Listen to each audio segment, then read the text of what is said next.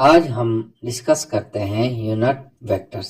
देखो, पिछले लेक्चर्स में हमने वेक्टर्स की सिंबॉलिक रिप्रेजेंटेशन और ग्राफिकल रिप्रेजेंटेशन डिस्कस की है। सिंबॉलिकली हम किसी वेक्टर को रिप्रेजेंट करते हैं कि लेट सपोज हमारे पास एक वेक्टर है ए, तो उसको हम सिंबॉलिकली इस सिंबल से रिप्रेजेंट करते हैं और इस वेक्टर का मैग्नीट्यूड जो है उसको हम रिप्रेजेंट करते हैं कि ये वेक्टर हो गया, इसका अगर हम मॉड ले लें तो it gives us the magnitude of A vector A. इसी तरह हमने वेक्टर को ग्राफिकली रिप्रेजेंट किया था कि फॉर एग्जांपल अगर हमारे पास एक वेक्टर है ए और इसका मैग्नीट्यूड जो है वो 5 न्यूटन है, तो इस वेक्टर की मैग्नीट्यूड जो है वो शो कर रहा है the length of this vector और डायरेक्शन शो करता है ये एरो हेड। तो इसी एग्जांपल में एरो हेड जो है ये वेक्टर की डायरेक्शन को शो करता है, लेकिन अगर हम इसी वेक्टर की डायरेक्शन को हम मैथमेटिकली या हम कह सकते हैं कि सिंबॉलिकली रिप्रेजेंट करना चाहें तो उसको हम किस तरह शो करेंगे। मतलब यह है कि वेक्टर को तो हमने ग्राफिकली शो किया है जिसमें मैग्नीट्यूड जो है वो लेंथ शो कर रहा है और डायरेक्शन ये एरो हेड शो कर रहा है। लेकिन अगर डायरेक्शन को हमने सिंबॉलिकली रिप्रेजेंट करना है, जिस तरह ये वेक्टर को हमने सिंबॉलिकली रिप्रेजेंट किया और मैग्नीट्यूड को भी हमने सिंबॉलिकली रिप्रेजेंट किया, तो इसी तरह अगर किसी वेक्टर की डायरेक्शन को हमने मैथमेटिकली या सिंबॉलिकली रिप्रेजेंट करना है तो उसको हम कैसे रिप्रेजेंट करते हैं। तो सिंबॉलिकली किसी वेक्टर की डायरेक्शन को शो करने के लिए यूनिट वेक्टर का इस्तेमाल किया जाता है। तो मतलब यह है कि यूनिट वेक्टर को हम किसी वेक्टर की डायरेक्शन के लिए इस्तेमाल करते हैं। ये मेन पर्पस है यूनिट वेक्टर का। अब उसको हम किस तरह रिप्रेजेंट करते हैं, इसको एक्सप्लेन करने के लिए हम स्केलर और वेक्टर क्वांटिटी का इस्तेमाल करते हैं। अगर हमने किसी स्केलर क्वांटिटी को शो करना है, फॉर एग्जांपल यहाँ पे मैं लिखता हूँ कि एक स्केलर क्वांटिटी है और वो स्केलर क्वांटिटी मैं सपोज कर रहा हूँ कि लेंथ है। तो लेंथ को हम मैथमेटिकली इस तरह लिखते हैं कि फॉर एग्जांपल अगर हमारे पास कपड़ा है 5 मीटर का, तो हम इसको लिखते हैं 5 मीटर। यहाँ पे इस क्वांटिटी को हम सिर्फ मैग्नीट्यूड से रिप्रेजेंट करते हैं, यानी 5 मीटर ये मैग्नीट्यूड है। अब इसका मतलब ये है कि ये यूनिट जो है 5 टाइम्स रिपीट हो चुकी है। तो यहाँ पे ये 5 जो है साइज को शो कर रहा है, यानी लेंथ की साइज कितनी है, और मीटर जो है ये यूनिट को शो कर रहा है। और ये इस तरह हम कह सकते हैं कि ये यूनिट जो है 5 टाइम रिपीट हो चुका है।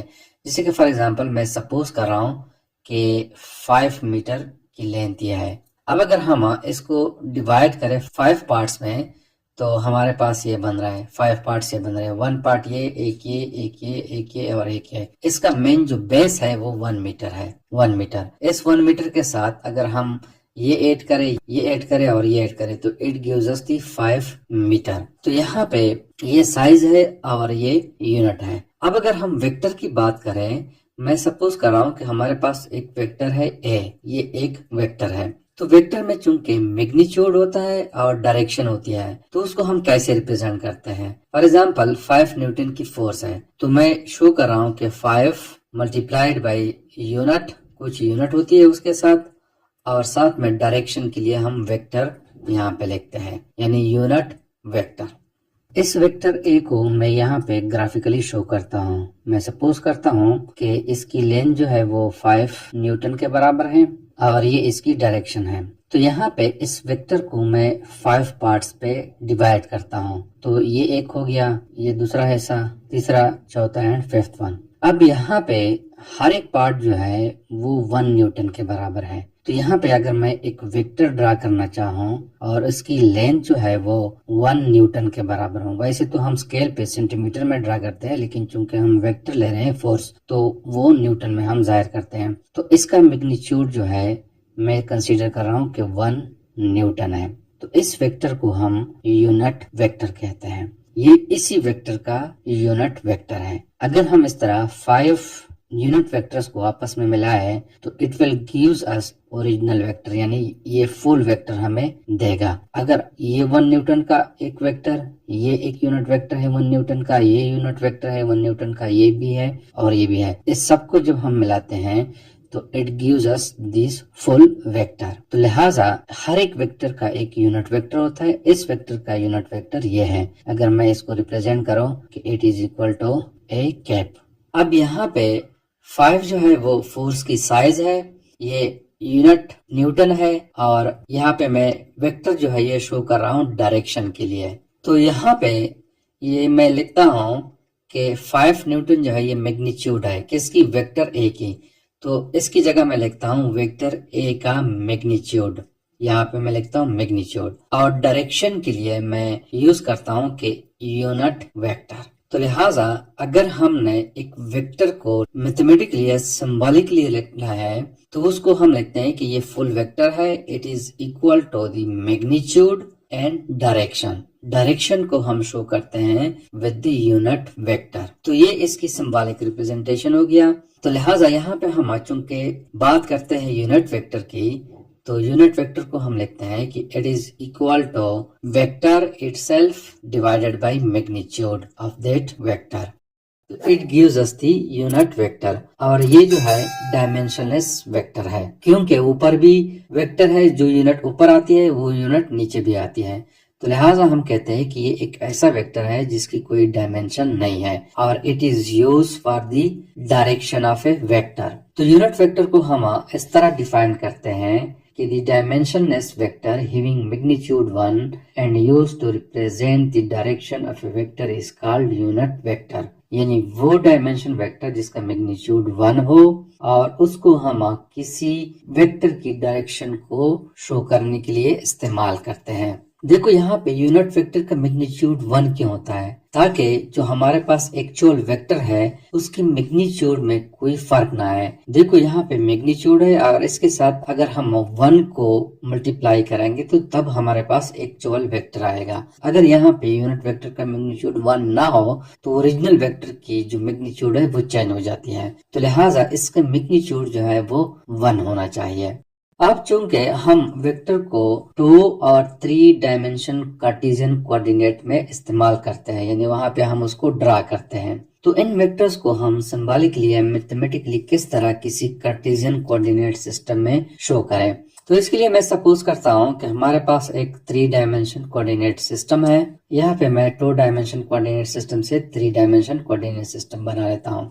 यहाँ पे ये एक्स एक्सिस है, ये वाई एक्सिस है और ये जेड एक्सिस है। अब इन यूनिट वेक्टर्स को हम कोऑर्डिनेट सिस्टम में कैसे रिप्रेजेंट करते हैं। देखो जो unit vector along x axis होता है, जैसे कि फॉर एग्जांपल ये एक यूनिट वेक्टर है, ये अलोंग एक्स एक्सिस है, तो उसको हम आई यूनिट वेक्टर से रिप्रेजेंट करते हैं। इसका मतलब यह है कि अगर किसी मैग्नीट्यूड के साथ आई यूनिट वेक्टर आ रहा है तो उसका मतलब यह है कि उसकी डायरेक्शन जो है वो अलोंग एक्स एक्सिस है। जैसे कि फॉर एग्जांपल मैं सपोज कर रहा हूँ कि ये हमारे पास एक वेक्टर है जिसका मैग्नीट्यूड जो है वो 5 मीटर है, एक डिस्प्लेसमेंट में ले रहा हूँ, और हमें एक इक्वेशन की फॉर्म में दिया गया है कि एक वेक्टर है A, it is equal to 5 unit vector. तो इसका मतलब यह है कि ये वेक्टर ए जो है ये अलोंग एक्स एक्सिस है, क्योंकि आई यूनिट वेक्टर जो है इसकी डायरेक्शन अलोंग एक्स एक्सिस होती है। सिमिलरली अलोंग वाई एक्सिस जो वेक्टर होता है उसको हम किस तरह रिप्रेजेंट करते हैं, तो उसको हम जे यूनिट वेक्टर से रिप्रेजेंट करते हैं। अगर हमारे पास एक वेक्टर है, फॉर एग्जांपल ये एक वेक्टर है, इसका मैग्नीट्यूड 8 मीटर है, तो उसको हम कैसे लिखेंगे। अगर इसको मैं नाम दे दो कि ये ए वेक्टर है और इसकी डायरेक्शन ये है, तो उसको हम मैथमेटिकली इस तरह लिखते हैं कि ये वेक्टर जो है it is equal to 8 unit vector. अगर हमें इस तरह का कोई इक्वेशन दिया गया हो तो ये अंडरस्टूड है कि इस वेक्टर की direction along the Y axis है। सिमिलरली अगर एक यूनिट वेक्टर है वो अलोंग जेड एक्सिस है तो उसको हम रिप्रेजेंट करते हैं के यूनिट वेक्टर से। इसी तरह कि अगर इस तरह का हमें कोई वेक्टर दिया गया है, फॉर एग्जांपल ए वेक्टर है और इसकी मैग्नीट्यूड 10 मीटर है। तो हम इसको इस तरह लिख सकते हैं कि ये वेक्टर जो है it is equal to 10 unit vector. तो इस वेक्टर की डायरेक्शन सिंबॉलिकली हम इस तरह रिप्रेजेंट करते हैं। इसका मतलब यह है कि अलोंग जेड डायरेक्शन है, और इस वेक्टर का मतलब यह है कि ये वेक्टर अलोंग एक्स एक्सिस है और ये अलोंग वाई एक्सिस है। सिमिलरली हमारे पास एक और केस बन सकता है। मैं सपोज कर रहा हूँ कि ये हमारे पास 2 डायमेंशन कोऑर्डिनेट सिस्टम है। ये एक्स एक्सिस है और ये वाई एक्सिस है। एक वेक्टर है जिसकी डायरेक्शन ये है, ये इसकी डायरेक्शन है, और यहाँ पे मैं सपोज कर रहा हूँ कि लॉन्ग वाई एक्सिस ये रीडिंग 5 है और ये रीडिंग लेट सपोज 4 है। तो इस वेक्टर को हम कैसे रिप्रेजेंट करेंगे? मैं सपोज कर रहा हूँ कि ये वेक्टर ए है और ये 2 डायमेंशन कोऑर्डिनेट सिस्टम में है। तो इसको हम किस तरह रिप्रेजेंट करेंगे? तो इसको मैं लिखता हूँ कि ये वेक्टर जो है इट इज इक्वल टू, देखो अगर हम अलोंग एक्स एक्सिस जाए तो 4 पे ये पॉइंट मिल रहा है ये, तो मतलब ये है कि 4 यूनिट वेक्टर, मतलब ये है कि अगर ये सेंटीमीटर है तो ये पॉइंट आ रहा है जब हम 4 सेंटीमीटर अलोंग एक्स एक्सिस जाए, प्लस ये पॉइंट मिल रहा है इस 5 के साथ, तो it is equal to 5j। तो ये शो कर रहा है यहाँ पे कि ये एक्स एक्सिस है और ये वाई एक्सिस है। तो इट मीन्स कि ये वेक्टर इन एक्स वाई प्लेन में है। सिमिलरली मैं एक और एग्जांपल देता हूँ। फॉर एग्जांपल ये 2 डायमेंशन कोऑर्डिनेट सिस्टम है। इसमें ये x है, ये x डैश है, ये y है और ये y डैश है। एक वेक्टर यहाँ पे है इस तरह, इस 4th क्वाड्रेंट में है। तो इसको हम कैसे रिप्रेजेंट करेंगे?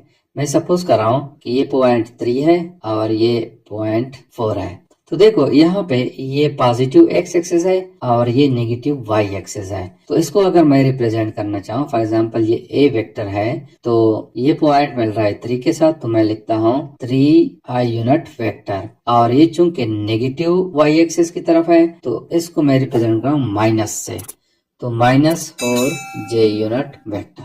तो इसको हम इस तरह रिप्रेजेंट करते हैं। तो मतलब यह है कि अगर एक वेक्टर है वो डिफरेंट डायरेक्शंस में है, अलोंग वाई एक्सिस में भी हो सकता है, अलोंग एक्स एक्सिस में हो सकता है, अलोंग जेड एक्सिस में हो सकता है, तो उसकी डायरेक्शन को हम मैथमेटिकली किस तरह रिप्रेजेंट करते हैं? तो उसके लिए हम यूनिट वेक्टर्स का इस्तेमाल करते हैं। सिमिलरली एक और यूनिट वेक्टर है जिसको हम नॉर्मल कहते हैं और उसको हम रिप्रेजेंट करते हैं n यूनिट वेक्टर से। तो इसके लिए हम क्या करते हैं कि फॉर एग्जांपल हमारे पास एक सरफेस एरिया है, ये मैं सपोज कर रहा हूँ कि ये एक सरफेस है, इसका एरिया वेक्टर हम कैसे रिप्रेजेंट करते हैं? तो ये वेक्टर हमेशा किसी सरफेस के परपेंडिकुलर होता है। तो यहाँ पे ये यूनिट वेक्टर मैं शो कर रहा हूँ कि ये यूनिट वेक्टर है, इसको हम n से रिप्रेजेंट करते हैं, और इस सिचुएशन में ये शो कर रहा है डायरेक्शन ऑफ एरिया वेक्टर। हमें पता है कि एरिया की डायरेक्शन हमेशा परपेंडिकुलर टू दी सरफेस होती है, तो उसको हम n यूनिट वेक्टर से रिप्रेजेंट करते हैं। तो it's all about the unit vectors.